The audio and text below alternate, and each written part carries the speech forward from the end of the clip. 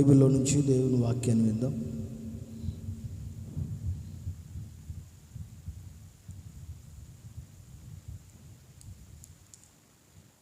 ఈ పూట ఈ ప్రార్థన చేరొచ్చిన మీ అందరికీ నా హృదయపూర్వకమైన వందనాలు. దేవుని నామానికి స్తోత్రం కలుగును గాక. ఆమేన్. మత్తయి సువార్తమానం 16వ అధ్యాయం.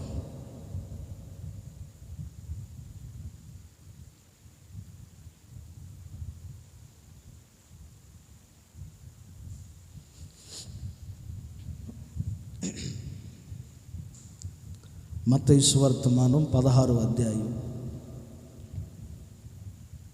27, 28 వాక్యాలు చదవగా మనం ఆలకిద్దాం. మనుష్య కుమారుడు తన తండ్రి మహిమ గలవాడై తన దూతలతో కూడా రాబోచున్నాడు. అప్పుడు ఆయన ఎవని క్రియలు చొప్పున వారికి ఫలమిచ్చును.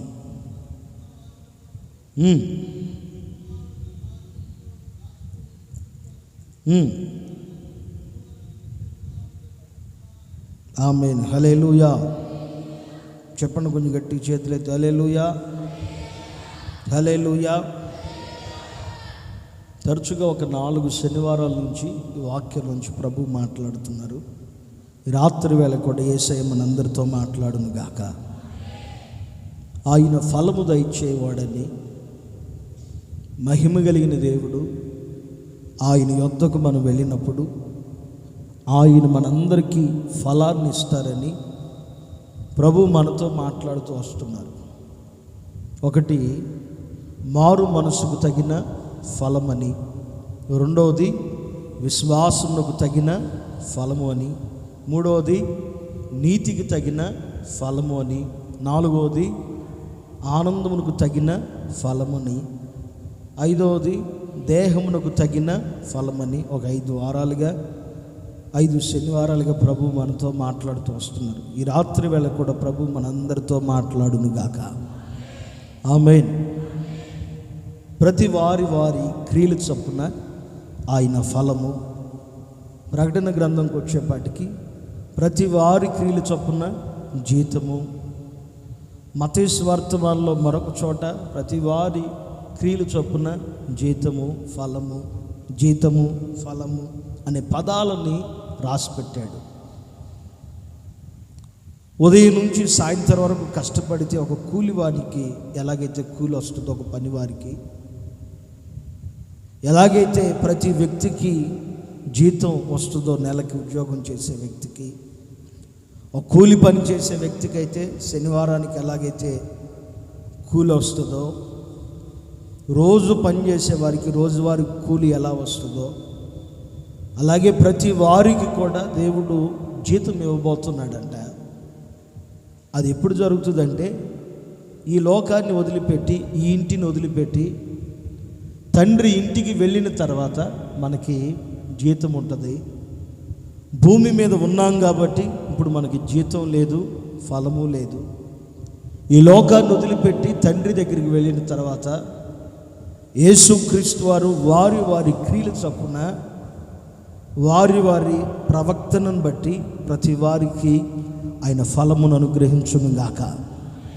అయితే ఇప్పుడు మనం చేయవలసిన పని ఏంటంటే, భూమి మీద దేవుని కొరకు ఫలించేటట్లుగా, దేవునికి ఇష్టం కలిగేటట్లుగా మనం గనక బ్రతకగలిగితే పరలోక రాజ్యానికి వెళ్ళిన తర్వాత దేవుడు మనకు మంచి ఫలములను అనుగ్రహించును గాక. ఈ మందిరానికి వచ్చి కూర్చుంటుందంతా మీరు దేనికి?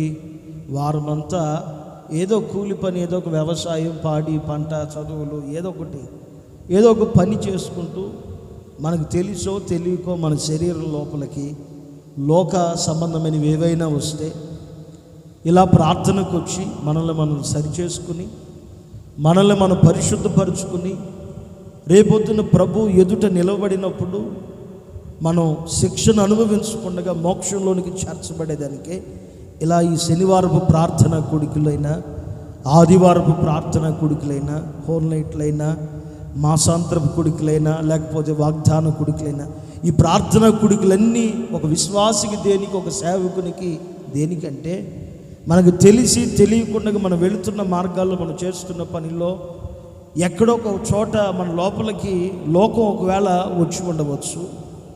ఇలా ప్రార్థనకు వచ్చి దేవుని వాక్యం వింటున్నప్పుడే మన లోపలికి వచ్చిన పాప లోక సంబంధమైనవన్నిటినీ దూరపరిచేదానికి దైవ సేవకుల్ని ప్రభు కృపనిచ్చి, అభిషేకాన్ని ఇచ్చి, వాక్కునిచ్చి వాడుకుని లోకాన్ని మన లోపల నుంచి బయటికి పారదోలి ప్రభు రాజ్యంలో చేర్చబడేదానికి మనల్ని సిద్ధపరిచేదానికే ఇవన్నీ ప్రార్థనా కూడికలన్నీ.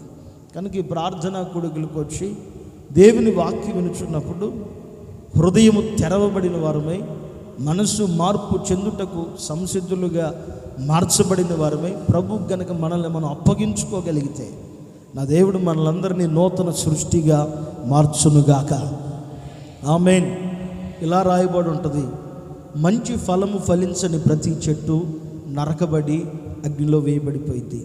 ఎంత దేవుని వాక్యం విన్నా సరే హృదయం మార్చుకోకుండా, మనసు మార్చుకోకుండా, క్రియలు మార్చుకోకుండా, అలవాట్లు మార్చుకోకుండా దేవునికి ఆయాసకరమైన ఫలాలు అనగా మన క్రియలు వీటిలన్నిటిని మనం చేస్తూనే ఉంటే నరకబడతాం, రేపొద్దున అగ్నిలో వేయబడిపోతాం. కనుక దేవుని కొరకు ఫలించే వ్యక్తులుగా ఆయన మనలందరినీ ఫలభరితముగా ప్రభు మార్చునుగాక. ఆమేన్. నీవే నేనే ఒక చెట్టుని, మన లోపల ఉన్న స్వభావాలే ఫలాలు, మన లోపల ఉంటున్న క్రియలే ఒక ఫలాలు, మన నడతే ఒక ఫలం. మనం ఒక చెట్టు అయితే మన నడక, మన పడక, మన చూపు, మన మాట, మన సంభాషణ, మన ఆలోచన, మనం చేసే పనులు ఇవన్నీ ఫలాలు, క్రియలు. ఈ క్రియలన్నిటిని బట్టి దేవుడు రేపొద్దున ఫలాన్ని ఇస్తాడు. మరలా ప్రభు దగ్గరికి వెళ్ళాక దాన్ని బట్టి జీతాన్ని ప్రభు మనకిస్తాడు. కనుక మనం జాగ్రత్తగా ఉండి దేవుని కొరకు బ్రతకగలిగితే ఆయన ఎదుట మనమందరం బహుమతులు పొందుదుముగాక. ఆమేన్. ఒక గొప్ప దైవజనుడు ఇలా మాట్లాడతాడు. చనిపోయేదానికి తన సమయం దగ్గరికి వచ్చినప్పుడు, ఈ లోకాన్ని వదిలిపెట్టి వెళ్ళిపోయేటప్పుడు తను చేసిన సేవ అంతటిని గుర్తు తెచ్చుకుని తన పొరపాట్లన్నిటినీ సరిచేసుకున్నవాడై తన సమయం అయిపోయేటప్పుడు ధైర్యంగా నిలవబడి రొమ్ము విరిచి మాట్లాడుతున్నాడు. ధైర్యంగా నిలబడి ఇలా మాట్లాడుతున్నాడు, నేను గాలికి పరిగెత్తేనట్లుగా పరిగెత్తలేదు, విశ్వాసమును కాపాడుకున్నాను, నీతిని కాపాడుకున్నాను, నా సాక్ష్యాన్ని కాపాడుకున్నాను, నా కొరకు నీతి కిరీటం పరలోకంలో ఉంచబడి ఉంది. నిజంగా ఒక విశ్వాసి, ఒక సేవకుడు ఇలా ధైర్యంగా చెప్పగలిగితే, ఇలా గనక ధైర్యంగా చెప్పగలిగితే, దేవుని ఎదుట నా కొరకు ఒక బహుమానం ఉంది అని చెప్పగలిగితే నా ప్రభు నిన్ను బట్టి సంతోషిస్తాడు, నీ ద్వారా అనేకుల్ని తన రాకడ కొరకు సిద్ధపరచునుగాక. తిమోతికి రాసిన పత్రికలో ఈ మాట ఉంటుంది. దైవజనుడైన పౌలు అంటాడు, నా విశ్వాసాన్ని నేను కాపాడుకున్నాను, వ్యర్థుల్లాగా పరిగెత్తలేదు, విశ్వాసమును కాపాడుకుని గురి వద్దకే నేను పరిగెత్తాను, నా కొరకు నీతి కలిగిన కిరీటం ఉంచబడి ఉన్నది అని మాట్లాడతాడు. మనం కూడా విశ్వాసాన్ని కాపాడుకొని అంతమడుగు గనక గట్టిగా విశ్వాసాన్ని చేపట్టుకుని గనక పరుగులెత్తగలిగితే నా ప్రభు పరలోకంలో మనందరికీ ఒక కిరీటాన్ని, ఇదే ఒక ఫలం, ఒక ఫలాన్ని, జీతాన్ని యేసయ్య మనందరికి అనుగ్రహించును గాక. పలకండి అందరు గట్టిగా ఆమేన్, ఆమేన్, ఆమేన్. దేవుని వాక్యాన్ని అందాం ఈ పూట. మరి చదివిన మూలవాక్యంలో మనుష్య కుమారుడు తన తండ్రి మహిమ గలవాడై తన దూతలతో కూడా రాబోచున్నాడు. అప్పుడు వారి వారి క్రియలు చప్పున దేవుడు ఫలాన్ని ఇస్తాడు.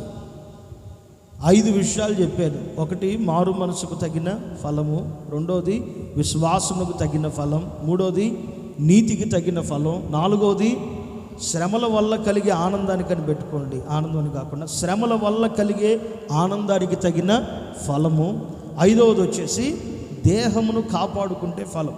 ఈ పూట మరొక విషయాన్ని చెప్తాను. ఇక్కడ కూర్చున్న మిమ్మల్ని అందరినీ దేవుడు తలలు పైకెత్తి బాగా వినండి. ఇక్కడ కూర్చున్న మిమ్మల్ని అందరినీ, కూర్చున్న నన్నైనా మిమ్మల్నైనా ఏదో మీ అంతటికి మీరు రావటానికి ఏమాత్రం ఇక్కడికి వీలు కాదు. మీ అంతటికి మీరు రావటానికి ఇక్కడ పొరపాటున వీలు కాదు.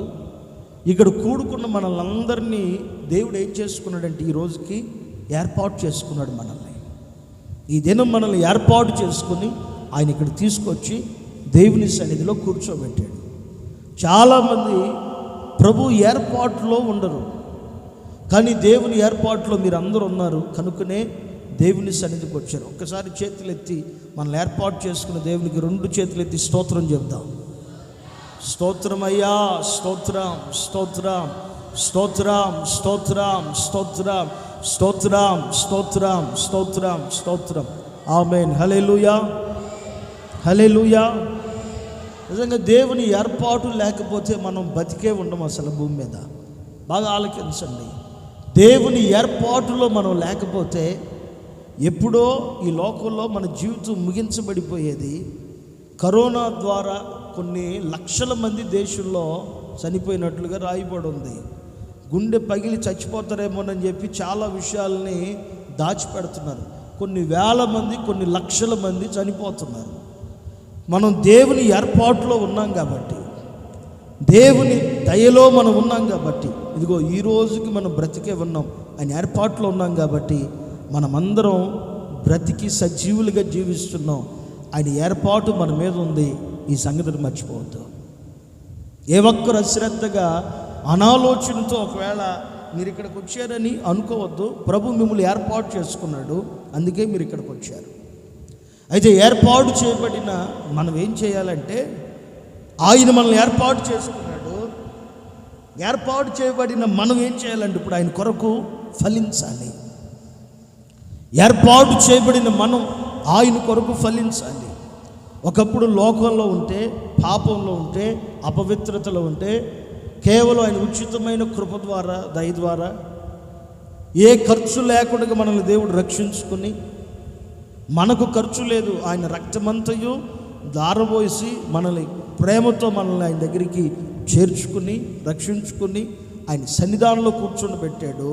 ఆయన సన్నిధానంలో కూర్చున్న మనం, ఈ ఏర్పాటులో ఉన్న మనమందరం దేవుని కొరకు ఫలించుదుము గాక. ఈ పూట ఆ మాట చెప్తున్నాను. యోహాను సువార్తమానం 15వ అధ్యాయం. యోహాను సువార్తమానం 15వ అధ్యాయం.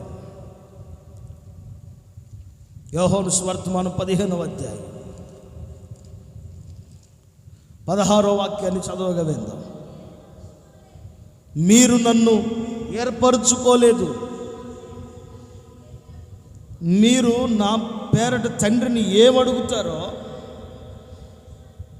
అవి ఆయన మీకు అనుగ్రహించినట్లు మీరు వెళ్ళి ఫలించుటకును మీ ఫలము నిలిచి ఉండుటకు నేనే మిమ్మల్ని ఏర్పాటు చేసుకుని నియమించుకున్నాను. ఆ మాటలు చూడండి ఎంత బాగున్నాయి. మరలా చదవమ్మా. మీరు నన్ను దేవుడా, నీవే నిజమైన దేవుడు అని మీరు నన్ను పిలవలా. మీరు నన్ను ఏర్పరచుకోలేదు, నేనే ఈ లోకానికి వచ్చాను. అయితే మీరు నా పేరట తండ్రిని ఏమడుగుతారో అవన్నీ ఆయన మీకు అనుగ్రహించున్నట్లు మీరు వెళ్ళి ఫలించుటకును మీ ఫలము నిలిచి ఉండుటకును నేను మిమ్ములను ఏర్పరచుకుని నేనే మిమ్మల్ని నియమించుకున్నాను. ఆమేన్. చెప్పండి కొంచెం గట్టిగా ఆమేన్. చేతులెత్తి చెప్పండి ఆమేన్, ఆమేన్. ఆయన మనలందరినీ ఏర్పాటు చేసుకున్నాడు. 2020వ సంవత్సరం శామ్యూల్ పాస్టర్ చేయాలి సేవకుడని ఆయన ఏర్పాటు చేసుకున్నాడు. మీరందరూ ఇక్కడ సజీవులుగా కూర్చోవాలని మిమ్ములను ఆయన ఏర్పాటు చేసుకున్నాడు. ఎవరు మనిషి ఆలోచన బట్టి ఈ మందిరానికి రాలేదు. దేవుని ఆలోచనలో, దేవుని ఏర్పాటులో, దేవుని చిత్తములో నీవు నేను మనమందరం ఉన్నాం కాబట్టి ఇదిగో ఈ మందిరంలో కూడుకున్నాం. అయితే ఆయనే మనల్ని ఏర్పాటు చేసుకుని ఆయన తన మందిరానికి మనల్ని తీసుకొచ్చాడు. ఇప్పుడు మనం చేయవలసిన పని ఏంటంటే ఏర్పాటు చేయబడిన మనం చేయవలసిన పని ఏంటంటే ఆయన కొరకు ఫలించాలి. ఎలాంటి ఫలం ఉండాలి? ఏర్పరచబడిన ఫలం ఉండాలి మనలో. ప్రభు మనల్ని ప్రత్యేకించి లోకంలో నుండి మనల్ని వేరు చేసి ఈ సత్తువ కలిగిన సంఘానికి ఆయన తీసుకుని వచ్చాడు. ఇప్పుడు మన ఫలములు ఎలా ఉండాలంటే ఏర్పాటుకు తగినట్లుగా మన ఫలం ఉంటే రాబోయే రోజుల్లో ఆయన ఏం చేస్తాడో తెలుసా? నువ్వు ఏర్పాటుకు తగిన ఫలమును బట్టి నా ప్రభువు నిన్ను ఆశీర్వదించునుగాక, నా దేవుడు నిన్ను ఘనపరచునుగాక. ఒక చోట ఇలా రాశాడు, ఏర్పరచబడిన వారి నిమిత్తం దేవుడు ఏడుస్తున్నాడంట. దేవుడు ఏర్పాటు చేసుకున్నాడు మనల్ని, కానీ ఏర్పాటు చేయబడిన జనమును బట్టి ప్రభు ఏడుస్తున్నాడంట కూర్చుని. లోకంలో నుంచి, పాపంలో నుంచి ఆయన మనల్ని ప్రత్యేకించి దేవుని సన్నిధికి, సంఘానికి తీసుకుని వచ్చాడు. ఆయన సంఘానికి, ఆయన సన్నిధికి వచ్చిన ప్రజలను బట్టి దేవుడు కూర్చుని ఏడుస్తున్నాడంట. ఇక్కడ కూర్చున్న నిన్ను బట్టి దేవుడు ఏడవకుండగా ఉండును గాక. వాక్యం చెప్తున్న నన్ను బట్టి ప్రభు ఏడవకుండగా ఉండును గాక. ఇలా రాయబడి ఉంటుంది. ఆదికాండంలో ఆ మాట ఉంటుంది, నరులను నేను ఎందుకు సృజించాను అని కూర్చుని సంతాపపడుతున్నాడంట దేవుడు. మనుషుల్ని తయారు చేసిన తర్వాత ఎందుకు నేను వీరిని ఏర్పాటు చేశాను, ఎందుకు నాకంటూ ఒక స్వకీయ జనముగా, సాంపాద్యముగా ఉండేదానికి వీరి కొరకు నేను ఎందుకు రక్తం కార్చాను, ఎందుకు వీరిని నా ప్రజలుగా మార్చుకున్నాను అని మనుషుల్ని తయారు చేసినందుకు, సృష్టించినందుకు, ఆయన చేతులతో ఆయన నిర్మించుకున్నందుకు దేవుడు నరులను చూసి ఏడుస్తూ, బాధపడుతూ కన్నీరు గార్చాడట. అప్పటి వరకు మనిషి 400 సంవత్సరాలు, 300 సంవత్సరాలు, 900 సంవత్సరాలు, ఎన్ని సంవత్సరాలు బ్రతికారు మనుషులు. కానీ ఎప్పుడైతే ఏర్పాటు చేయబడిన వారు ఏర్పాటును మర్చిపోయి వారి కార్యముల విషయంలో వారు ఎప్పుడైతే నిమగ్నులైపోయి ఉన్నారో దేవుడు సంతాపపడి మనిషికి ఆయుష్ తగ్గించేశాడు. అప్పటి నుంచి మనిషికి ఆయుష్ని తగ్గించుకుంటూ వచ్చాడు. ఆదికాండం 5వ అధ్యాయంలో ఈ మాట ఉంటుంది. ఆదికాండం 5వ అధ్యాయం 6వ వాక్యం. ఆదికాండం 5వ అధ్యాయం, క్షమించాలి, ఆదికాండం 6వ అధ్యాయం 6వ వాక్యం. ఆదికాండం 6వ అధ్యాయం 6వ వాక్యం చదవమ్మా. తాను భూమి మీద నరులను చేసినందుకు యెహోవా సంతాపమునుంది. అంటే దేవుడు ఏడ్చి తన హృదయంలో నొచ్చుకున్నాడు. ఎందుకు? మనుషుల్ని తయారు చేసి ఏర్పాటు చేసుకుని ఆయన పోలికలో, ఆయన స్వారూప్యంలో, ఆయన ఉండే కోణంలో మనిషిని తయారు చేసిన తర్వాత మనిషి ఏమనుకోవాలి? మనిషి మట్టిలో నుంచి మహిమగా మారిన తర్వాత ఆ సంగతిని మనిషి మర్చిపోయి ఇచ్చిన శ్రేష్టమైన జీవితాన్ని విడిచిపెట్టి దేవునికే దుఃఖాన్ని కలుగు తెచ్చేటట్లుగా మారిపోయారు. నిజంగా ఇక్కడ కూర్చున్న నా మీద, ఇక్కడ కూర్చున్న మిమ్మల్ని బట్టి, నన్ను బట్టి దేవుడు ఏడవకుండగా ఉండును గాక. ఆమేన్. దేవుడు మనల్ని బట్టి బాధపడకుండగా ఉండును గాక. ఆమేన్. పాత నిబంధనలో బాధపడితే మనిషిని తీసేసేవాడు, కృప తీసేవాడు. ఆ తర్వాత కొన్ని దినముల తర్వాత కృపను తీయకుండగా దేవుడు ఏం చేశాడంటే మనిషిని బట్టి ఏడవటం ప్రారంభించాడు. మనిషిని బట్టి దేవుడు ఏడవటం ప్రారంభించాడు. అందుకే 2 చోట్ల ఇలా రాస్తాడు, మిమ్మల్ని బట్టి కుమారుడైన యేసు ప్రభు తండ్రి దగ్గర బ్రతిమిలాడుకొనుచున్నాడంట. మనల్ని బట్టి పరిశుద్ధాత్మ దేవుడు కూడా ప్రతిరోజు బ్రతిమిలాడుకుంటున్నాడంట.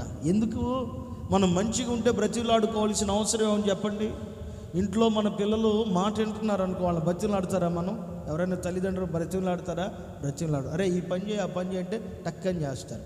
ఒకవేళ చెయ్యినోడినే బ్రతిమిలాడుకోవాలి. మనల్ని బట్టి తండ్రి దగ్గర కుమారుడు పరిశుద్ధాత్ముడు ప్రతిరోజు బ్రతిమిలాడుకోవడానికి గల కారణం ఏంటంటే దేవుని సంఘానికి వచ్చినా, దేవుని మందిరంలో కూర్చున్నా, దేవుని ఏర్పాటులో ఉన్నా సరే కొన్నిసార్లు తండ్రికి దుఃఖాన్ని కలుగు చేస్తున్నాం మనం. యేసు ప్రభువుని ఏడిపించేటట్లుగా మన ప్రవర్తన మారిపోతుంది. మన జీవిత శైలి దేవునికి దుఃఖాన్ని ఆయాసకరంగా మనం బ్రతికేటట్లుగా, దేవుడు సంతాపపడేటట్లుగా మనం మారిపోతున్నాం. అందుకనే ఒకవేళ తండ్రికి కోపం వస్తున్నా కుమారుడు బ్రతిమలాడుకుంటున్నాడు. ఒకవేళ తండ్రికి కోపం వస్తున్నా సరే పరిశుద్ధాత్ముడు ఇద్దరు ఇరుప్రక్కల ఒక మనిషికి కనుక తోడుగా సపోర్టుగా ఎలాగైతే నిలబడతారో మన పక్షమై ప్రతిరోజు తండ్రి దగ్గర వీరిద్దరు ప్రాధేయపడుతున్నారు. కనుకే ఈ రోజుకి మనం ఇంకా బ్రతికున్నాం. ఆయన కృప మన మీద నిలబడుతుంది. ఆయన కృప మన మీద నిలబడి ఉన్నప్పుడే ఆయన ఏర్పాటులో ఉన్నామనే సంగతి కనుక గుర్తించగలిగితే నా దేవుని దగ్గర ప్రతిఫలం మనకు అధికమగును గాక, మన తండ్రి దగ్గర ప్రతిఫలం అధికమగును గాక. ఆమేన్. లోకాసువార్త 6వ అధ్యాయంలో ఇలా రాయబడి ఉంటుంది.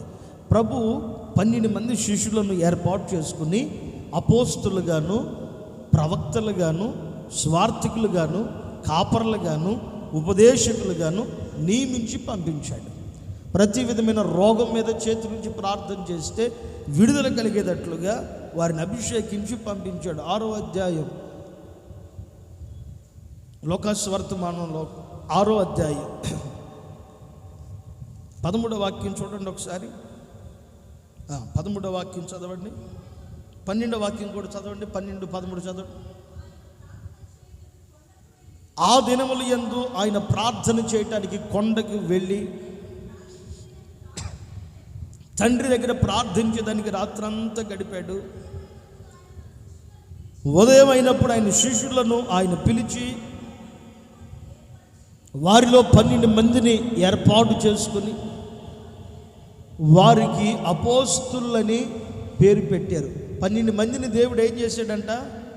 ఏర్పాటు చేసుకున్నాడు. నిజంగా ఇక్కడ కూడుకున్న మనల్ని అందరిని ఏర్పాటు చేసుకున్నాడు.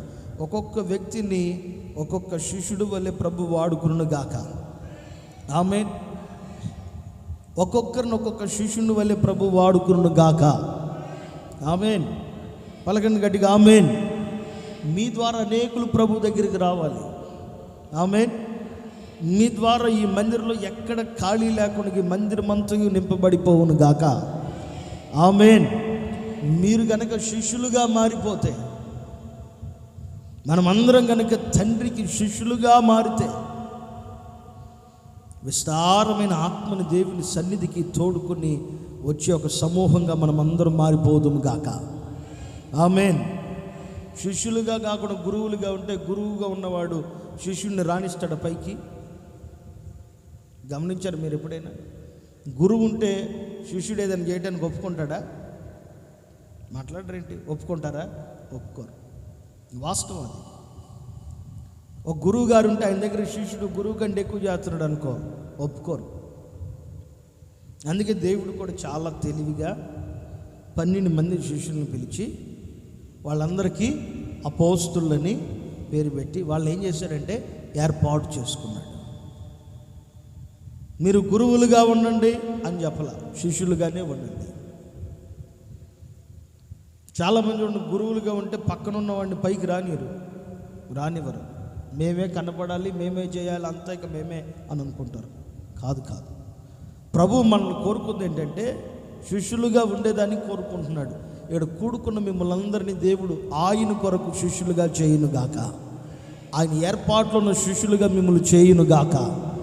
ఆయన కొరకు శిష్యులుగా వాడబడుదుము గాక. ఆమేన్. ఆమేన్.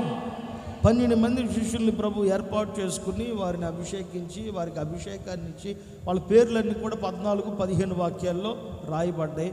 వాళ్ళందరిని అభిషేకించి 17వ వాక్యంలో వాళ్ళందరితో చెప్పారు, మీరు ఎక్కడికి వెళ్ళినా సరే శిష్యులారా మీరందరూ ఎదురెదురుగా కూడిపోండి, వాక్యం చెప్పండి, రోగం మీద మీకు స్వస్థత వరాన్ని ఇచ్చాడు. యెరూషలేములో నుండి తూర్పు సిద్యోను పట్టణం వరకు, సిరియా పట్టణం వరకు మొత్తం మీరు పొండి స్వార్థ ప్రకటించిన అన్నీ చెప్పి వాళ్ళందరినీ ఏర్పాటు చేసుకున్నాడు. కానీ దేవుని ఏర్పాటులో 11 మందే ఉన్నారు. ఏర్పాటు చేయబడి కూడా దేవుడికి దుఃఖాన్ని కలుగు చేశాడు. 12 మంది కొరకు 12వ వాక్యంలో చదివాం అదే అధ్యాయం. రాత్రంతా ప్రభు ఏం చేశాడు? కొండకు వెళ్ళి ప్రార్థన చేశాడు. ప్రార్థన చేసి వచ్చిన శిష్యుల్లో కూడా, ఏర్పాటు చేయబడిన శిష్యుల్లో కూడా యేసయ్యని ఏడిపించేవాడు ఒకడున్నాడు. ఏర్పాటు చేయబడి ప్రార్థనలో ఉండి ఏర్పాటు చేయబడిన వారిలో కూడా యేసు ప్రభుని ఏడిపించేవాడు ఒకడున్నాడు. దేవుడు ఏడ్చాడనే దానికి ఆధారం కూడా ఉంది. యోహాను సువార్తమానం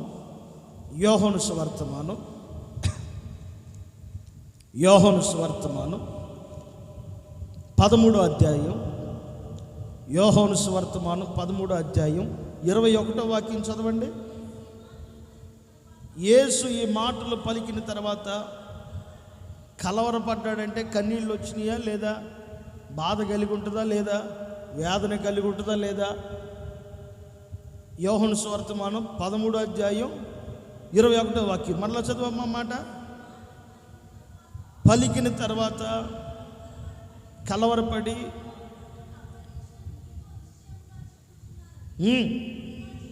రూఢీగా చెప్పాడు. ఎవరున్నారు అక్కడ?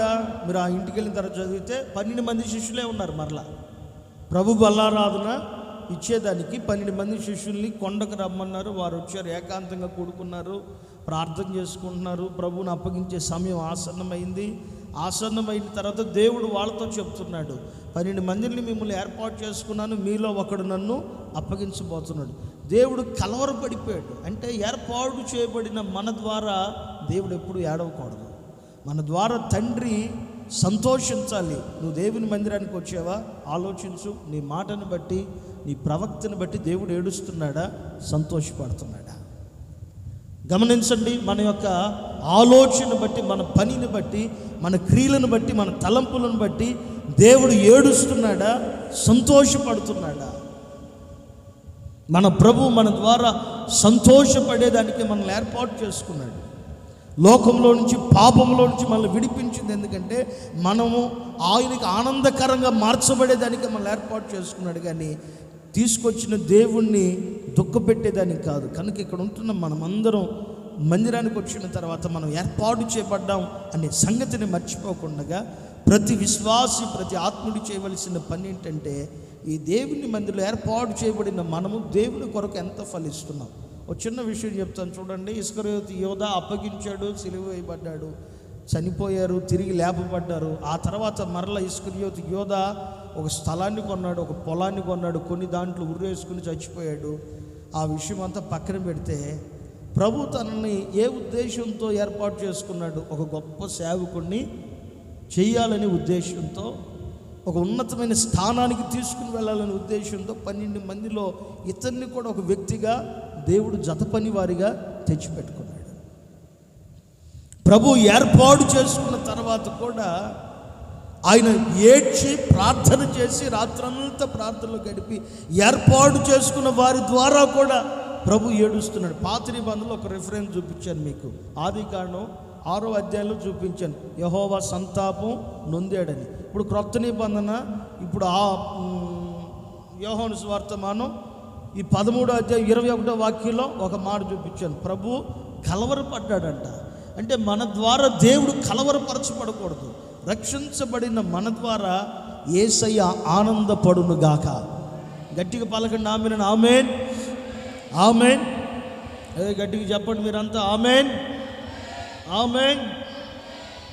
మన ద్వారా దేవుడు రక్షించబడిన మనందరిని బట్టి దేవుడు సంతోషపడాలి. నిజంగా ఏర్పాటులో అంతవరకు ఉంటే ఏం జరుగుతుంది?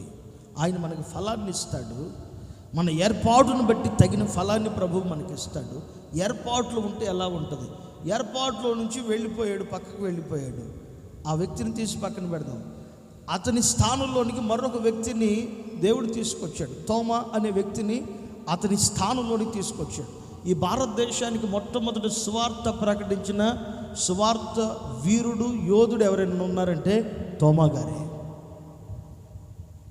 సువార్తను భారతదేశానికి తీసుకొచ్చిన మొట్టమొదటి వ్యక్తి తోమా గారే.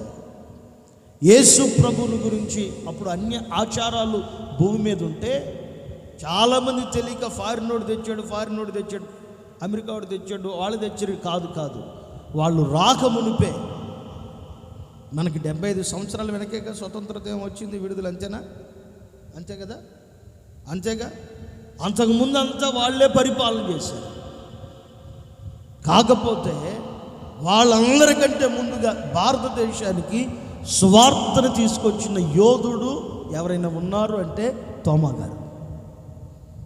తోమా గారు చెన్నైలో మెరీనా బీచ్లో చంపబడిపోయాడు. ఆయన కొండ మీద, థామస్ మౌంట్లో కొండ ఒకటి ఉంది, ఆ కొండ మీద ప్రార్థన చేసుకుంటే ఈటి పెట్టి పొడిస్తే అలాగే రక్తపు మడుగులో పరిగెత్తుకుంటూ వచ్చేసి చెన్నై మెరీనా బీచ్లో పరిగెడుతూ ఉంటే ఇంకా పొడిచి చంపితే, ఈట్లు పెట్టి పొడిచి చంపితే అక్కడ చచ్చిపోయాడు తోమా గారు.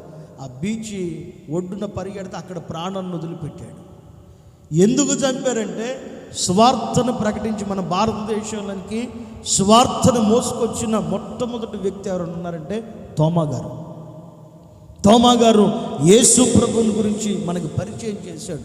నిజంగా అతని మరణం ద్వారా, అతని ఏర్పాటు ద్వారా, తోమా గారి ఏర్పాటు ద్వారా ఇదిగో భారతదేశం అంతటికి క్రీస్తు స్వార్థ వ్యాపించబడి ఉంది. ఆమేన్, ఆమేన్. ఇన్ని సంఘాలు, ఇంత సేవ జరుగుతుంది, ధైర్యం ఇవన్నీ జరుగుతున్నాయి అంటే కారణం ఏంటంటే తోమా గారు చేసిన పరిచర్య. మన ఏర్పాటులో ఉంటే మన ఏర్పాటు ద్వారా దేవుని పరిచర్య విస్తరించాలి, దేవుని పని కొనసాగించబడాలి, దేవుని పని విరివిగా సాగాలి. కానీ దేవుని పని ఆగిపోకూడదు. దేవుని పని ఆగిపోతుందంటే ఈ సేవకుడు లేకపోతే ఈ విశ్వాసి దేవుని ఏర్పాటులో లేరు అనేదానికి అర్థం అంతే. దేవుని ఏర్పాటులో ఉంటే ఆ పని ఆశీర్వాదకరంగా కొనసాగించబడును గాక. ఒక ముగ్గురిని గురించి చెప్పి నేను త్వరగా ముగిస్తాను. ఒకసారి గట్టిగా హల్లెలూయా చెప్పండి. హల్లెలూయా. దేవుని ఏర్పాటు ఉంటే ఎలా ఉంటుంది, ఆ వ్యక్తికి కలిగే ప్రయోజనం ఏంటి చూడండి. ఏలియాని దేవుడు ఏర్పాటు చేసుకున్నాడు. ఏలియాని దేవుడు ఏర్పాటు చేసుకున్నాడు. ఏలియా ద్వారా ఎన్నో అద్భుతాలు చేశాడు, ఆశ్చర్యమైన కార్యాలు చేశాడు. 7 అద్భుతాలు చేసినట్లుగా బైబిల్లో రాయబడి ఉంది.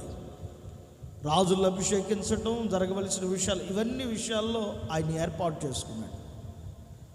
ఆయన కాలం అయిపోయిన తర్వాత ఎలీషాని దేవుడు ఏర్పాటు చేసుకున్నాడు. ఎలీషా వాళ్ళ గురువు గారి కంటే కూడా ఎక్కువ అద్భుతాలు చేసేదానికి ఒక యోధుని వలె ప్రభువు వాడుకున్నాడు. అంటే ఏర్పాటులో ఉండి దేవుని ఏర్పాటుని ప్రతి క్షణం ఎవరు తలంచి గుర్తు తెచ్చుకుంటారు. బాగా వినండి. ఏర్పాటు అంటే ఏదో మందిరానికి వచ్చాం కూర్చున్న ఏర్పాటు మంచిదే. ఈ ఏర్పాటులో ఉండి కూడా ఏం చేయాలంటే, యేసయ్యా నన్ను ఎందుకు తీసుకొచ్చావు నీ మందిరానికి, నన్ను ఎందుకని ఈ సహవాసానికి తీసుకొచ్చావు, ఎందుకని ఈ సంఘానికి నన్ను తీసుకొచ్చావు, నా పట్ల నీ ప్రణాళిక ఏంటి, నా పట్ల నీ ఉద్దేశం ఏమై ఉన్నది, నా పట్ల నీ చిత్తం ఏంటి తండ్రి. ఇదిగో ఫలానా ప్రాంతంలో నుంచి ఇదిగో ఈ ప్రాంతానికి మందిరానికి వస్తున్న ప్రతి ఆదివారం శనివారం నేను ఈ మందిరానికి రావటం వల్ల నా పట్ల నీ చిత్తం ఏమై ఉన్నది. ఇలా ప్రతిరోజు ఏర్పాట్లు ఉన్న వ్యక్తి ప్రభువుని అడగాలి, దేవుణ్ణి అడగాలి, నా పట్ల నీ ఉద్దేశం ఏంటి, నా పట్ల నీ ప్రణాళిక ఏంటి. ప్రతి క్షణం ఏర్పాటు చేయబడిన వ్యక్తి తన ఏర్పాటును గుర్తు తెచ్చుకుంటేనే ఏర్పాటులో ఉండగలుగుతాడు. తన ఏర్పాటును కనుక గుర్తు తెచ్చుకోకపోతే ఏర్పాటులో నుంచి దూరం అయిపోతాడు. ఏలియాని ఏర్పాటు చేసుకున్నాడు. వాళ్ళ గురువు గారు కాలం అయిపోయింది, శిష్యుడు వచ్చాడు. ఇప్పుడు ఎలీషా వచ్చిన తర్వాత ఎలీషా ఏం చేస్తున్నాడు, ఏర్పాటును గుర్తుపెట్టుకుని ఏలియా ఆరోహణమై వెళ్ళిపోయేటప్పుడు ఏర్పాటు చేయబడిన వాడు కాబట్టి ఎలీషా ఏలియా దగ్గర బ్రతిమిలాడుకుంటున్నాడు. బ్రతిమిలాడుకుంటూ ఉంటే ఏ అభిషేకంతో అయితే నింపబడిపోయి ఉన్నాడో, ఏలియా ప్రార్థనలోనైనా, ఏలియా ఆనందములోనైనా, ఏలియా రోదనలోనైనా, ఏ దుప్పటైతే తన మీద కప్పబడి ఉన్నదో, ఏలియా ఆరోహణమై వెళ్ళిపోయేటప్పుడు ఆ దుప్పటిని ఎలీషా మీద వేసి వెళ్ళిపోయాడు. ఎలీషా మీద ఎప్పుడైతే వేసి వెళ్ళిపోయాడో ఎలీషా ఒక నాయకుడిగా మారిపోయాడు. ఏలియాని వాడుకున్నట్లుగా కంటే కూడా ఎలీషాని మరి ఎక్కువగా ప్రభు వాడుకున్నాడు. ఎలీషా కాలం కూడా అయిపోవచ్చింది. ఇప్పుడు ఎలీషా దగ్గర ఉన్న శిష్యుడిని దేవుడు వాడుకోవాలి. కానీ ఎలీషా దగ్గర ఉన్న శిష్యుడు వాడబడ్డా? వాడబడలా. కారణం ఏంటంటే దేవుని సన్నిధిలోనే ఉన్నాను, దేవుని సంఘంలోనే ఉన్నాను, సేవలోనే ఉన్నాను, పరిచయంలోనే ఉన్నాను అని అనుకున్నాడు. కానీ తనని దేవుడు ఎందుకు పిలిచాడో ఆ ఏర్పాటు మర్చిపోయాడు. గురువుగారిని, ఇప్పుడు వాళ్ళ గురువుగారిని బట్టి ఈయన్ని బట్టి మరలా మొత్తం ఇప్పుడు 14 విధాలుగా వాడుకున్నాం. ఇప్పుడు ఎలీషా శిష్యుడు, ఇప్పుడు ఆయన ఎంత వాడుకోవాలి? ఎంత? 14 అని ఒక 7 ఎంత? 20? అబ్బా 21 అభిషేకాన్ని ఇచ్చి వాడుకోవాలి. మరి వాడబడ్డా? లేదు. ఇప్పుడు తన మనసు ఏంటో చెప్పనా? ఎలీషా యొక్క శిష్యుడు మనసు ఏంటో చెప్పనా? రథాలు కనపడితే రథాలు వెనకాల వెళ్తాడు. డబ్బులు ఇచ్చేవాడు ఉంటే డబ్బులు ఇచ్చేవాడు వెనకాల పరిగెడతాడు. ఎక్కడ ఏది కలుగుతుందో, ఏది దొరికిందో దానికోసం పరిగెట్టాడు. కానీ నా గురువు గారు అయిపోయిన తర్వాత నేను ఆయన కంటే గొప్ప సేవ చేయాలి, ఆయన కంటే కూడా ఉన్నతమైన సేవ చేయాలి, ఆయన కంటే కూడా మహిమ కలిగిన సేవ చేయాలి, ఆయన కంటే కూడా చాలా నా సేవ ఎలా ఉండాలో తెలుసా? ప్రబిలిపోయే సేవలాగా ఉండాలి అనే ఆలోచన లేదు. ఎంతసేపు ఈయన తర్వాత, లేకపోతే ఈయనకేం డబ్బు పెంచలేదు, మనమేం డబ్బులు సంపాదించుకోవాలి, దాచిపెట్టుకోవాలి, కూర్చిపెట్టుకోవాలి. అందుకే ఎలీషా అంటాడు, నువ్వు ఎక్కడికి వెళ్ళావయ్యా? అయ్యా నేను ఇక్కడే కూర్చున్నా, ప్రార్థనలో ఉన్నా, ఇక్కడే కూర్చున్నా. వెంటనే వాళ్ళ గురువు గారు ఎలీషా ఉంటాడు తెలుసా, నువ్వు రథము వెనక పోవచ్చున్నప్పుడు నీతో కూడా నా మనసు రాలేదా? అక్కడ ఒక మంచి మాట అంటాడు, చూడండి ఒకసారి. అక్కడ ఒక మంచి మాట మాట్లాడతాడు. రాజుల గ్రంథం, రాజుల 2వ గ్రంథమా? రాజుల 2వ గ్రంథం 5వ అధ్యాయం 26వ వాక్యం చూడండి ఒకసారి.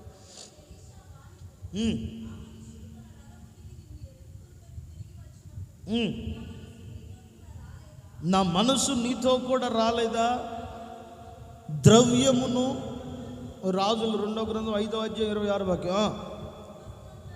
ద్రవ్యము, డబ్బులు, వస్త్రములు, ఒలీవ చెట్లు తోటలు, ద్రాక్ష తోటలు, గొర్రెలను, ఎడ్లను, దాసదాసీలను సంపాదించుకునేదానికి ఇది సమయమా? ఇప్పుడు ఈయన ఎవరండి? ఈయన శిష్యుడు ఎవరైనా? ఎవరు?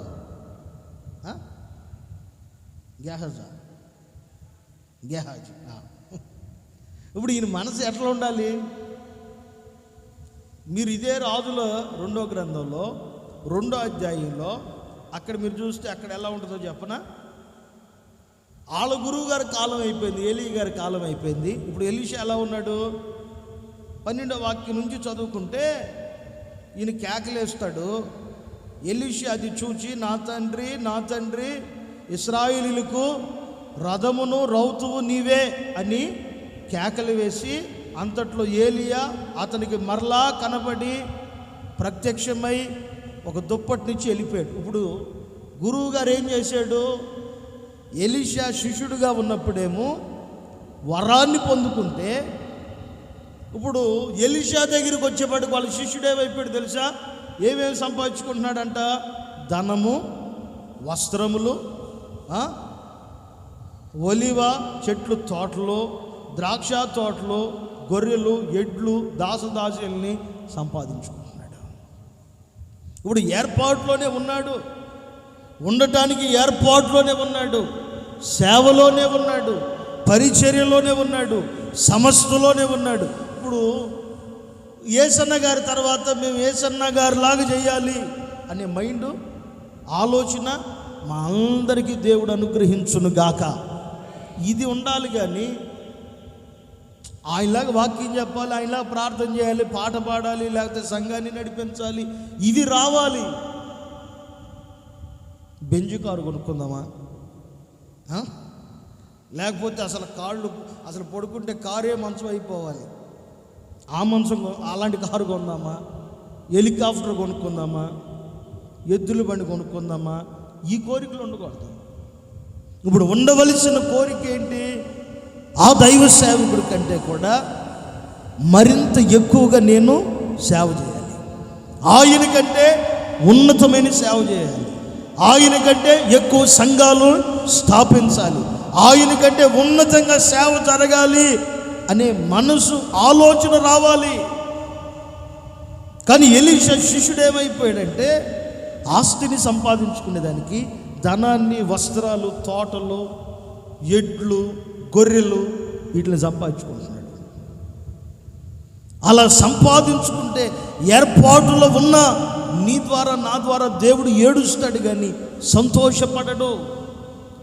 దేవుని ఏర్పాటులో ఉన్నప్పుడు ఎలాగుండో తెలుసా? నీవు నేను మనమందరం దేవుని కొరకు ఫలించి అనేకులు ప్రభు వైపు నడిపించేటట్లుగా మార్చబడుదుము గాక. మీరు చెప్పాలి, ఏం చెప్పాలి? దేవుని దేవుళ్ళు నేను ఒక ఇల్లు కొనుక్కున్నానయ్యా, దేవుని ద్వారా నేను ఒక బైక్ కొనుక్కున్నానయ్యా, దేవుని ద్వారా నేను ఒక కారు కొనుక్కున్నానయ్యా, దేవుని ద్వారా ఒక అపార్ట్మెంట్ కొన్నానయ్యా, దేవుని ద్వారా ఒక 10 గేదెలు కొన్నానయ్యా, దేవుని ద్వారా ఒక 4 మిషన్లు కొన్నానయ్యా, దేవుని ద్వారా ఒక 5 ఆటోలు కొన్నానయ్యా, దేవుని ద్వారా బైకులు కొన్నానయ్యా, దేవుని ద్వారా. ఇవన్నీ చెప్పాలి, మంచిదే. వాటికంటే ప్రాముఖ్యం ఏంటంటే తెలుసా?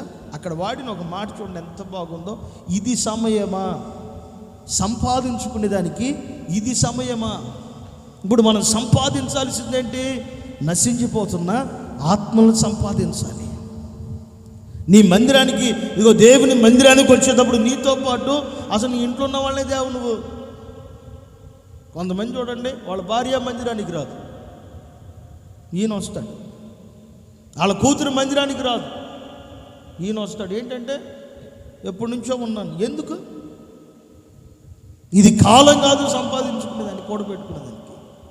నువ్వు వస్తున్నప్పుడు నీతో పాటు నీ భార్య, నీ పిల్లలు, నీ కుటుంబం అంతా దేవుని మందిరంలో కనబడును గాక. ఆమేన్. వచ్చేటప్పుడు ఇంకో 10 మందిని నీ వీధిలో ఉన్న వాళ్ళందరినీ కలుపుకొని, అమ్మ రావట్లేదండి, మేము వెళ్తున్నాం ప్రార్థనకి రండి, ఇలా తెచ్చుకోవాలి, దేవుని సన్నిధికి తీసుకురావాలి. ఇంట్లో ఉన్న భార్య రావట్లేదు అనుకో మందిరానికి, ఓ 2 రోజులు కూరగాయలు దెబ్బ మాకు అయిపోయాయి. 4వ రోజుకి సచ్చినట్టు మందిరానికి వచ్చింది. భర్తే రావట్లేదు అనుకో, అన్నం జరిగి పెట్ట మాకు, ఆయనే వస్తాడు. ఏంటంటే మందిరానికి రాయ్యా. నిజం తెచ్చుకోవాలి, దేవుడి దగ్గర తెచ్చుకోవాలి, దేవుని సన్నిధికి పిలుచుకుని రావాలి. ఎందుకంటే ఇది సమయం కాదు, ఏర్పాటు చేయబడిన వ్యక్తులు పిలువబడే సమయం ఇది. భూమి మీద నుంచి ఏర్పాటు చేయబడుతున్న వ్యక్తులు రివ్వున మెరుపు వలె కనుమరుగైపోయి ప్రభు దగ్గరికి వెళ్ళే కాలం ఇది. ఈ కాలంలో ఏర్పాటు చేయబడిన మనమందరం దేవుని కొరకు ఫలించుదుముగాక, ప్రభు కొరకు ఫలించుదుముగాక, దేవుని కొరకు మండుదుముగాక, దేవుని కొరకు వెలిగించబడుదుముగాక. ఆమేన్.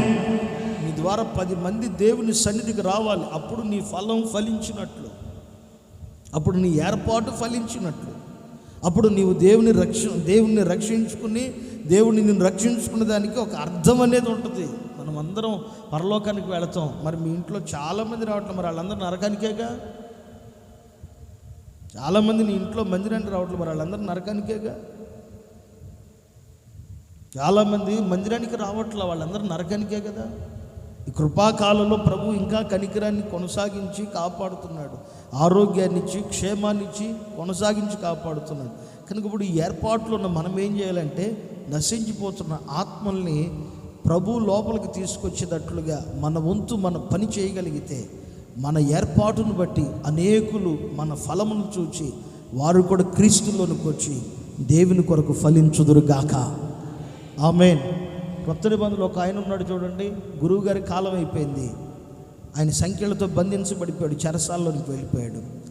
తిమోతితో చెప్తున్నాడు, తిమోతిని గురించి సంఘానికి చెప్తున్నాడు. తిమోతి చాలా మంచోడు, భక్తి కలిగిన వాడు, పరిశుద్ధుడు, ఆత్మీయుడు, అతడు మిమ్మల్ని సంఘ క్రమంలో నడిపిస్తాడని చెప్తాడు. ఆ తర్వాత అతని కాలం అయిపోయింది, తీతు అనే వ్యక్తి వస్తాడు అని అతని గురించి పరిచయం చేస్తాడు. ఆ తర్వాత ఫిలోమాను అనే వ్యక్తి వస్తాడు, అతని గురించి పరిచయం చేస్తాడు. ఎపప్రా అనే వ్యక్తి వస్తాడు, అతని గురించి పరిచయం చేస్తాడు. నిజంగా ఒకరి తర్వాత ఒకరు ఫలిస్తున్నారు, వీళ్ళు ఏర్పాట్లో ఉన్నారు అనేది ఎలా తెలుస్తుందంటే, నీ లోపల నుంచి ఒక వంశ వృక్షం ఎలాగైతే వస్తుందో, ఆత్మీయులు కూడా ఫలిస్తే నీ ద్వారా అనేకులు క్రీస్తు లోపలికి వచ్చి నీ గురించి చెప్పాలి. మేము పలానా వాళ్ళ ద్వారా రక్షించబడ్డామయ్యా, ఈ మందిరానికి వచ్చాం, పలానా వాళ్ళు మమ్మల్ని పట్టుకున్నారయ్యా, పలానా వాళ్ళు మమ్మల్ని తీసుకొచ్చారని నీ గురించి చెప్తే నువ్వు దేవుని ఏర్పాట్లో ఉన్నావు, ఏర్పాట్లో ఉన్న నీ ద్వారా దేవుడు సంతోషిస్తాడు, ఆనందిస్తాడు. నువ్వు గనక ఏర్పాట్లుండి ఫలించగలిగితే నా ప్రభు నిన్ను పరలోకానికి వెళ్ళిన తర్వాత నీకు ఒక గొప్ప బహుమతిని యేసయ్య కలుగు చేయునుగాక. ఆమేన్, ఆమేన్. ఒక చిన్న మాట చెప్పి ముగిస్తాను. ఎక్కడన్నా దూర ప్రాంతానికి పనికి వెళ్ళామనుకో, లేకపోతే ఈ ఊర్లోనే ఏదన్నా పనికి వెళ్ళామనుకోండి, మేస్త్రి అనే వ్యక్తి ఉంటాడు కదా, నలుగురిని తెచ్చే వ్యక్తి. అతను పని చేసినా పని చేయకపోయినా అతను కూలి అతనికి వస్తుంది. ఇంకోటి ఏంటి, ఓ 10 మంది పని వాళ్ళు తెస్తే ఆ 10 మందిని బట్టి కూడా మనిషికి 100 రూపాయలు చొప్పున మళ్ళీ ఒక కూలి ఇస్తాడు. అర్థమైందని నేను చెప్పిన మాట. ఒక కూలి పనికి వెళ్ళినా, ఏ పనికి వెళ్ళినా సరే మేస్త్రి కూలి మేస్త్రితో ఉంటుంది. ఇంతమంది లేబర్ని తీసుకొచ్చి పని చేయించినందుకు పనివారిని బట్టి కూడా ఎగస్ట్రా కూలి అనేది వస్తుంది. భూమి మీదే ఒక మనిషి అంత కూలిస్తే మనం అనేకులు ప్రభు వైపు తీసుకొచ్చి అనుకో, మనం రక్షించబడ్డాం. దీన్ని బట్టి ఆయన మనకు ఒక ఫలాన్ని పరలోకంలో ఇస్తాడు. ఆ తర్వాత రక్షించబడిన మనం, ఏ విశ్వాసి అయినా మందిరానికి దూరం అయిపోయాడు అనుకో, ఏ వ్యక్తి అయినా మందిరానికి రాకుండా ఆగిపోయాడు అనుకో, వాడిని ఎట్టో కొట్ట పట్టుకుని కనుక మందిరాన్ని తీసుకొచ్చి మందిరంలో కూర్చోబెట్టి యేసు ప్రభు గురించి నీకు తెలిసిన 4 మాటలు చెప్పి మందిరాన్ని తీసుకొచ్చి, వాడు రానన్నా సరే ఒప్పింపజేసి ఏదో ఒకటి చేసి మందిరానికి ఆగిపోయిన వ్యక్తిని, ఒక స్త్రీనైనా ఒక పురుషుడినైనా లేకపోతే క్రొత్త ఆత్మనైనా నువ్వు తీసుకొచ్చావనుకో, దేవుడు ఏం చేస్తాడు, నీ బ్రతుకు తగిన ఫలాన్ని పరలోకంలో దేవుడు ఇస్తాడు. ఒక ఆత్మను రక్షించి కనుక మందిరాన్ని తీసుకొచ్చావు అనుకో, ఆ ఆత్మకు తగిన జీతాన్ని కూడా దేవుడు పరలోకంలో ఇస్తాడు. భూమి మీద మనిషే ఒక 10 మందిని తీసుకొస్తే అంత కూలిస్తే, నువ్వు చచ్చిపోయేలోపు ఒక 10 మందిని రక్షించు. నీ కాలం భూమి మీద అయిపోయేలోపు ఒక 10 మందిని, ఒక్కొక్క విశ్వాసం ఒక్కొక్క 10 మందిని టార్గెట్ పెట్టుకోండి. 2021 సంవత్సరం అయిపోయేలోపు, 2021 సంవత్సరం అయిపోయేలోపు, ఆ సంవత్సరంలోపు ఒక 10 మందిని మందిరానికి తీసుకురావాలి, లోకంలోంచి విడిపించాలని ఒక టార్గెట్ పెట్టుకుని ఒక 10 మందిని మందిరానికి తీసుకురండి. మీరు మందిరానికి కనుక తీసుకొచ్చి చూడండి, నా ప్రభు మీకు పరలోకంలో ప్రతిఫలాన్ని అనుగ్రహించునుగాక. దేవుడు పరలోకంలో ప్రతిఫలాన్ని అనుగ్రహించునుగాక. నీకు కూడా పరలోకంలో జీతం ఉంటుంది. ఒక్కొక్క ఆత్మను బట్టి నీకు జీతం ఉంటుంది, ఒక్కొక్క విశ్వాసాన్ని బట్టి నీకు ఫలం అనేది ఉంటుంది. లోకంలో ఎంతోమంది మీకు తెలిసిన వాళ్ళు ఉన్నారు, మీ ఇంటి పక్కన, మీ స్నేహితులు, మీ ఇంట్లోనే చాలామంది ఉన్నారు. వాళ్ళందరికీ ఎలాగోలా నీవు కూర్చోబెట్టి వాక్యం చెప్పి ప్రభు గురించి చెప్పి ఇక్కడున్న వాక్యం అంతా మనసులో హృదయంలో పెట్టుకుని అనేకులను దేవుడి దగ్గర తీసుకొచ్చి దానికి నీ వంతు నువ్వు ప్రయత్నించి మందిరంలోకి తీసుకురా. ఓ 10 మందినైనా పట్టుకురా. నా ప్రభు మిమ్ములను ఆశీర్వదించునుగాక. ఇందును బట్టి దేవుడు మీకు జీతాన్ని అనుగ్రహించునుగాక. అందుకే ఈ పూట ప్రభు మనతో మాట్లాడుతున్న మాట, ఏర్పాటుకు తగిన ఫలం. మనం ఏర్పాటులో ఉంటే, మన ఏర్పాటు చేయబడిన మన ద్వారా దేవుడు సంతోషపడాలి, కానీ ఏడవకూడదు. ఏడిస్తే మనల్ని బట్టి ఏడిస్తే, దేవుడు ఏడిస్తే మనకు నష్టం తప్ప ఆశీర్వాదం కలదు. అదే కనుక మనల్ని బట్టి ప్రభు సంతోషపడితే, ఆనందపడితే, మన ఏర్పాటును బట్టి కనుక సంతోషిస్తే, ఆ రోజు ఎలీషాని వాడుకున్నట్లుగా మన ప్రభు మనల్ని వాడుకునుగాక. ఎలీషా చచ్చిపోయి పాతి పెట్టబడిన ఎముకల్లో జీవం ఉందంట. 14 అద్భుతం అక్కడే జరిగింది. చచ్చిపోయాడు, పాతి పెట్టబడ్డాడు. యుద్ధ రంగంలో ఒకడు చచ్చిపోయాడు. ఆ సైనికుడిని ఎలీషాని పాతి పెట్టిన శవం దగ్గర గొయ్యి తీసి పాతి పెడుతున్నారు. పాతి పెడుతున్నప్పుడే ఎలీషా ఎముకలు చచ్చినోడికి, ఆ సైనికుడికి తగిలి వెంటనే ఆ సైనికుడు లేచి నిలబడ్డాడు. నీ వంతు నువ్వు సువార్త చెప్పు, నీ వంతు నువ్వు దేవుని వైపు అనేకులు త్రిప్పేదానికి నీ వంతు నువ్వు సాహసించి పనిచేయి. నా దేవుడు నీ ద్వారా అనేకుల్ని ఆయన రాజ్యానికి నువ్వు సిద్ధపరచు. పరలోకంలో నీకు ప్రతిఫలాన్ని యేసయ్య అనుగ్రహించునుగాక. ఈ మాటలు మీ వినికిడిలో నా ప్రభు స్థిరపరచునుగాక. దయచేసి అందరూ మోకరించండి, కళ్ళు మూయండి. దయచేసి అందరూ మోకరించండి, కళ్ళు మూయండి. ఒక చిన్న ప్రార్థన చేసుకుందాం. దయచేసి అందరూ మోకరించండి, కళ్ళు మూయండి.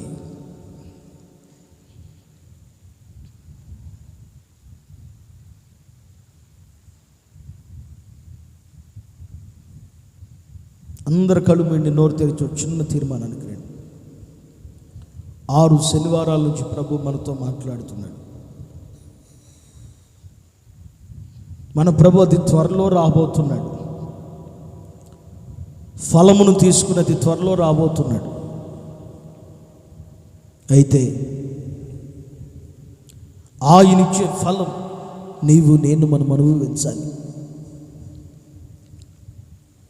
ఆ ఫలం అనుభవించాలి అంటే నీవు దేవుని ఏర్పాటులో ఉన్నావా? నేను దేవుని ఏర్పాటులో ఉన్నానా? దేవుని ఏర్పాటులో ఉండి దేవుని సంతోషపరుస్తున్నావా, లేక దేవుణ్ణి ఏడిపిస్తున్నావా? దేవుని ఏర్పాటులో ఉండి ఒక చిన్న తీర్మానానికి రండి. దేవుని ఏర్పాటులో ఉండి దేవుణ్ణి సంతోషపరుస్తున్నావా, లేకపోతే దేవుని ఏర్పాటులో ఉండి దేవుణ్ణి ఆనందింప చేస్తున్నావా? నేను ఏర్పాటు చేసుకున్నాడు, ఇక్కడ చేరిన నన్ను ఏర్పాటు చేసుకున్నాడు. ఏర్పాటు చేయబడిన మనం దేవుని కొరకు ఎంతగా ఫలిస్తున్నాం? మనల్ని నియమించుకున్నాడు, మనల్ని ఈ సంఘంలో నియమించుకున్నాడు, మనల్ని స్థిరపరిచాడు. ఎంతగా దేవుని కొరకు పని చేయగలుగుతున్నాం? ఒక చిన్న తీర్మానానికి రండి, ఒక చిన్న తీర్మానానికి రండి, ఒక చిన్న తీర్మానానికి రండి. నువ్వు రక్షించబడి ఎంతకాలమైంది కదా సహోదరుడా, సహోదరి. నీ ద్వారా కొందరినైనా మందిరానికి తెచ్చావా? ఒక కుటుంబాన్నైనా పట్టుకున్నావా దేవుని మందిరానికి తీసుకురావడానికి? ఒక్క కుటుంబాన్నైనా దేవుని మందిరానికి తెచ్చావా? ఆలోచించు. ఒక చిన్న తీర్మానానికి రా. ఏర్పాటు చేయబడిన మనం అనేకులు దేవునికి శిష్యులుగా మార్చాలి. అనేకులు దేవునికి శిష్యులుగా మార్చాలి. అనేకులు దేవునికి శిష్యులుగా మార్చాలి. అనేకులు తండ్రికి శిష్యులుగా మార్చాలి. ఏర్పాటు చేయబడిన మిమ్మల్ని అందరినీ ఒక్కొక్కరిని దేవుడు అనేకులు మార్చేదానికి సాధనాల వలె వాడుకును గాక. అనేకులు మిమ్మల్ని సాధనాల వలె వాడుకును గాక. దేవుని ఏర్పాట్లో ఉన్న మీరు అనేకులు దేవుని ఏర్పాటులోనికి తీసుకొచ్చుదురు గాక. మీరు ఏర్పాటు చేయబట్టం కాదు, అనేకులు దేవుని ఏర్పాటులోనికి తీసుకొచ్చుదురుగాక. అనేకులు దేవుని ఏర్పాటు కొరకు తెచ్చుదురుగాక. అనేకులు ప్రభు ఏర్పాటులో స్థిరపరచుదురుగాక. అనేకులు దేవుని ఏర్పాటు కొరకు మీరు అనేకులు నియమించేదానికే ప్రభు మిమ్మల్ని నియమించుకున్నాడు. అనేకులు ప్రభు ఏర్పాటులోనికి మీరు తీసుకొచ్చుదురుగాక. ఇప్పుడు వరకు దేవుని పని నీలో ఆగిపోయిందేమో సహోదరుడా, సహోదరి, అమ్మా, దేవుని పని నీలో ఆగిపోయిందేమో. నా ప్రభు మరలా నీలో దేవుని పని ప్రారంభించబోతున్నాడు. నీలో దేవుని పని ప్రారంభించబోతున్నాడు. గుర్తుపెట్టుకో, ఏర్పాటు చేయబడ్డావు. దేవునికి సంతోషాన్ని తీసుకురా. అనేకులు లోకంలో నుంచి విడిపించు, పాపంలో నుంచి విడిపించు, క్రీస్తు వైపు మరల్చు. ఓ చిన్న తీర్మానానికి రా. చివరిగా నేను మీ కొరకు ప్రార్థన చేయబోతున్నాను. మహాగరుడా, పరిశుద్ధుడా, ప్రేమ నమ్మకం కలిగిన తండ్రి, మీకు స్తోత్రం చెల్లిస్తున్నాం. రాత్రి వేళ ప్రభువా, ఈ ప్రార్థన కూడికిని ఇంతవరకు మీరు ఆశీర్వాదకరంగా జరిగించారు. అందుని బట్టి స్తోత్రం నాయనా, మీకు స్తోత్రం. మీరు మీ తండ్రి మహిమతోనూ దేవదూతలతోనూ మీరు అతి త్వరలో రాబోతున్నారని మీరు మాట్లాడుతున్న సందేశాన్ని బట్టి స్తుతి చెల్లిస్తున్నాం ప్రభువా. అయ్యా, మీకు వందనాలు చెల్లిస్తున్నాం. మీరు అతి త్వరలో రాబోతున్నారు. ప్రతి వారి క్రియలకు తగినట్లుగా ఫలం ఇచ్చే దేవుడని మాట్లాడుతున్నారు ప్రభువా. మారు మనసుకు తగిన ఫలము, విశ్వాసమునకు తగిన ఫలము, నీతికి తగిన ఫలము, నాయనా శ్రమను బట్టి కలుగుతున్న ఆనందానికి తగిన ఫలము, దేహమును గురించిన ఫలము, ఈరోజు మా ఏర్పాటుకు తగిన ఫలము అనే విషయాలు తెలియపరిచారు. ఈ మాటలన్నీ మా గుండెల్లో, మా హృదయాల్లో స్థిరపరచండి. మేము మీ కొరకు ఫలించే బ్రతుకును మాకు ఇవ్వండి ప్రభువా. మా కొరకు కాదు ప్రభువా, నీ కోసం ఫలించే హృదయాన్ని ఇవ్వండి. నీ కోసం ఫలించే బ్రతుకునివ్వండి. నీ కోసం ఫలించే జీవితాన్ని ప్రసాదించండి ప్రభువా. మీ కొరకు ఫలించే జీవితాన్ని ప్రసాదించండి ప్రభువా. మీకు స్తోత్రం చెల్లిస్తున్నాం. అలనాడు ప్రభువా ఎలీషాని వాడుకున్న దేవా, ఈ కాలంలో మమ్మల్ని వాడుకోండి ప్రభువా. ఈ కాలంలో మమ్మల్ని వాడుకోండి అయ్యా. నీ పరిచర్య కొరకు వాడుకోండి ప్రభువా. నీ కొరకు వాడుకో దేవా. నన్ను వాడుకో తండ్రి. ఒక ఎలీషా వలె నన్ను వాడుకో యేసయ్యా. ప్రార్థన చేసుకోండి. ఎలీషా వలె నన్ను వాడుకో ప్రభువా. అయ్యా తోమా గారు వలె నన్ను వాడుకోండి ప్రభువా. స్వార్థను మోసుకెళ్ళే యోధుడి వలె నన్ను వాడుకో ప్రభువా. నన్ను వాడుకో తండ్రి, నన్ను వాడుకో తండ్రి, నన్ను వాడుకో నాయనా, నన్ను వాడుకో తండ్రి. నాయనా మీకు స్తోత్రం. నీ ఏర్పాట్లు ఉండి చాలాసార్లు నీకు దుఃఖాన్ని కలుగు చేశానయ్యా, నిన్ను ఏడిపించానయ్యా, నువ్వు సంతాపపడేటట్లుగా నడుచుకున్నానయ్యా, నిన్ను దుఃఖపెట్టామయ్యా, నిన్ను బాధ పెట్టాం ప్రభువా. మమ్మల్ని దయతో కనికరించండి ప్రభువా, మమ్మల్ని కనికరించండి నా తండ్రి. మరెన్నడూ నిన్ను బాధ పెట్టకుండా ఉండే హృదయాన్ని ఇవ్వండి ప్రభువా, నిన్ను బాధ పెట్టకుండా ఉండే హృదయాన్ని ఇవ్వండి యేసయ్యా. యేసయ్యా మీకు స్తోత్రం. ఈ కోడికిని ఇంతవరకు మీరు ఆశీర్వాదకరంగా జరిగించారు. తిరిగి వెళుతుండగా నీ బిడ్డలందరి మార్గాల్లో తోడై ఉండండి, క్షేమంగా తీసుకుని వెళ్ళండి ప్రభువా. మీరు చేస్తున్న చేతి పనులు, వ్యాపారాల్లో, ఉద్యోగాల్లో, కూలి పనిలో, వ్యవసాయం, పాడి పంట, ప్రతి ప్రయత్నాల్లో మీరు తోడై ఉండండి. కళల ద్వారా, దర్శనముల ద్వారా, స్వప్నముల ద్వారా మీరు మాట్లాడండి. మీ మహిమ కలిగిన రాకడ కొరకు సిద్ధపరచండి ప్రభువా. మీకు స్తోత్రం చెల్లిస్తున్నాం. ప్రతి బిడ్డని మీరు ఆశీర్వదించండి నాయనా, మీ కృపతో నింపండి నాయనా. మమ్మల్ని అందరినీ వాడుకోండి. ఇక్కడ కూర్చున్న ప్రతి బిడ్డ, ఇక్కడ మోకరించిన ప్రతి బిడ్డ, ఇక్కడ చేతులెత్తి నీ సహాయం కొరకు అర్థిస్తున్న ప్రతి బిడ్డ ప్రభువా, 10 కుటుంబాలని ప్రభువా రక్షించే యోధులుగా మీరు మార్చండి ప్రభువా. 10 మందిని రక్షించే యోధులుగా మీరు మార్చండి ప్రభువా. ఆ విశ్వాస ఒప్పుకోలు దయచేయండి ప్రభువా. ఆ రోషం దయచేయండి అయ్యా. నీ కొరకు పనిచేసే తెగింపునివ్వండి ప్రభువా, నీ కొరకు పనిచేసే తెగింపునివ్వండి యేసయ్యా. ప్రతి బిడ్డని మీరు వాడుకోండి, కృప దయచేయమని నజరేయుడగు యేసు పరిశుద్ధ నామములో అడిగి వేడుకొనుచున్నాము తండ్రి, ఆమేన్.